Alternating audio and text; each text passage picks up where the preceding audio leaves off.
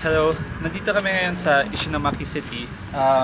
Kasama ng mga tao sa It's Not Just Mud. Tara, pasok tayo. Tignan natin kung ano nangyayari ngayon sa loob.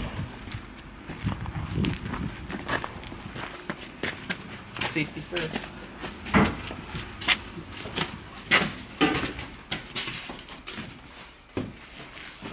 So, ang nangyayari ngayon, naghuhukay kami ng putik.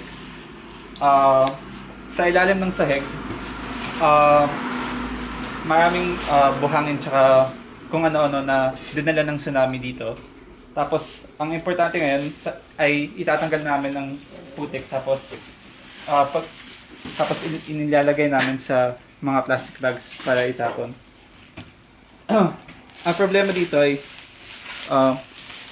maraming mga mold tsaka basura na hindi pwedeng manatili dito kundi hindi makaka build.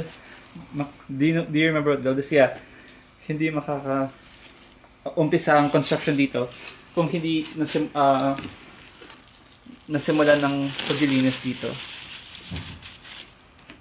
It's not just mud. It's not just mud. Panood po kayo.